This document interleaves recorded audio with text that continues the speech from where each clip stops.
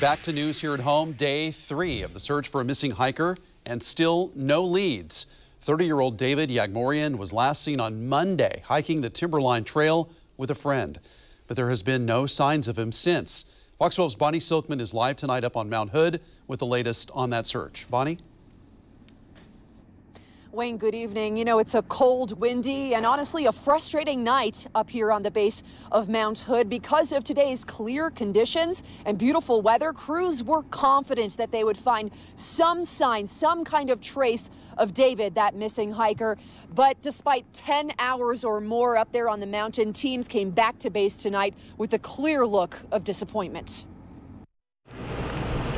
The stunning peaks of Mount Hood, surrounded by blue skies. Finally, Mother Nature is playing ball in the relentless search for David Yagmorian, an experienced backpacker. Where we've got teams out in the field, and we have satellite trackers on them, so we know where they've been. After 2 days of unforgiving weather limiting search teams to the ground, this is a sign of hope. That Black Hawk helicopter getting the all clear, flying through canyons and tree lines. But despite this crucial bird's eye view, right now we have no trace, and quite honestly I would have expected by this point that we would have found some sort of a trace. No sign of David, who has little to no food. Fortunately, he is packing a tent, sleeping bag, warm clothing, and a water filter. So why can't we spot any sign of him from the air or the ground? And so that's one of the things we're wrestling with right now, and just making sure, hey, are we really in the right spot? I mean, we've talked with the reporting party. He's indicated to us this is where he left his friend. That friend, Hayden Kirschbaum, saying he and David were only a mile and a half from Timberline Lodge Monday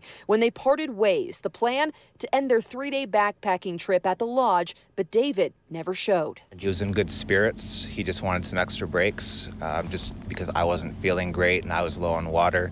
I just wanted to get back and just sit down in the lodge. Time is of the essence, and in these final hours of daylight, crews are taking advantage of these clear conditions just coming off of the mountain as we speak, as those low clouds settle in for the night. But unfortunately, when we're not finding the clues that we would think we would be getting by now, we're at the point of going, okay, now what do we do? As crews focus on regrouping, it's another cold and frustrating night on the mountain.